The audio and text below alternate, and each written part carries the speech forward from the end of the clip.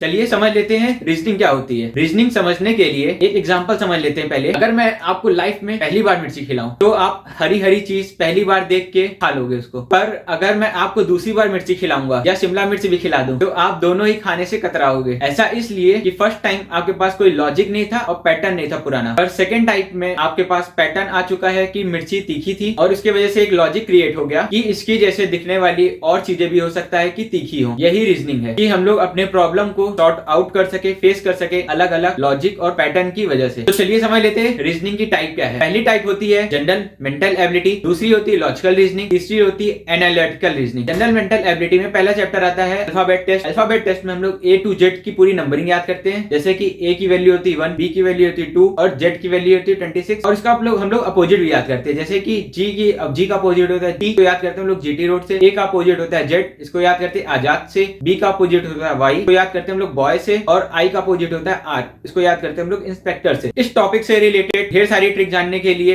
इस चैनल को जरूर सब्सक्राइब कीजिएगा। दूसरा चैप्टर पढ़ते हैं order and ranking. Order and ranking में हम लोग 1 से लेके 10 तक स्टूडेंट्स को बैठा देते हैं पूरे लाइन में ऑर्डर वाइज, और उसमें पूछते हैं कि A की वैल्यू क्या होगी लेफ्ट में, या फिर पूछ लेते हैं B की वैल्यू क्या होगी राइट में, या फिर पूछ लेते हैं कि A से B के बीच में कितने लोग बैठे हैं। इसकी भी कुछ मजेदार ट्रिक्स हैं, इसकी भी ट्रिक्स जानने के लिए हमारे चैनल को सब्सक्राइब कीजिएगा। फिर नेक्स्ट चैप्टर हम लोग पढ़ते हैं dice and cube. Dice and cube क्या होता है? सपोज कीजिए कि आप लोग लूडो के गीट तो देखे होंगे, उसमें 1 2 3 4 5 6 अब तक नंबरिंग रहती है, तो उसमें फ्रंट में नंबर दिया है 1 2 3, तो उसके बैक का नंबर पूछ लेगा क्या होगा। तो इसके भी सॉल्व करने की मजेदार ट्रिक है, काफी मजेदार ट्रिक है जो हम आगे आने वाली वीडियोस में देखेंगे। तो आइए हम लोग दूसरा टाइप पढ़ते हैं लॉजिकल रीजनिंग। लॉजिकल रीजनिंग में पहला चैप्टर आता है सिलॉक्स। सिलॉक्स में सपोज कीजिए पहला क्वेश्चन ऐसे पूछ लेगा कि all ARB, all BRC and all CRD। अब इसमें पूछ लेगा कि ऑल ARB ये सही है कि गलत, या फिर सम BRA सही है या गलत। इसकी भी ट्रिक काफी मजेदार है, इसकी भी ट्रिक जानने के लिए हम लोग नेक्स्ट वीडियो में पढ़ेंगे। तीसरा टॉपिक आता है हमारा एनालिटिकल रीजनिंग। एनालिटिकल रीजनिंग में पहला चैप्टर आता है इनइक्वालिटी। पहला क्वेश्चन पूछ लेगा जैसे A is greater than B is greater than C is greater than E। अब पूछ लेगा इसमें कि A से E, A is greater than E सही है कि गलत, तो इसमें हमको बताना पड़ेगा। इसके भी पढ़ने के लिए भी काफी मजेदार ट्रिक है, तो भी हम नेक्स्ट वीडियो में पढ़ेंगे। Setting arrangement. सेटिंग अरेंजमेंट दो टाइप की होती है, circular setting arrangement and linear setting arrangement. Circular setting arrangement में सर्कल वाइज बैठा देते हैं लोगों को A B C D, फिर उसमें पूछ लेते हैं कि A के जस्ट इमीडिएट राइट में कौन बैठा है, या फिर पूछ लेते हैं B के जस्ट इमीडिएट राइट में कौन है, या फिर उसमें पूछ लेते हैं कि A के अपोजिट कौन है, B के अपोजिट कौन है। इस टाइप के होते हैं सर्कुलर सेटिंग अरेंजमेंट में। और दूसरा आता है linear setting arrangement. Linear setting arrangement में A से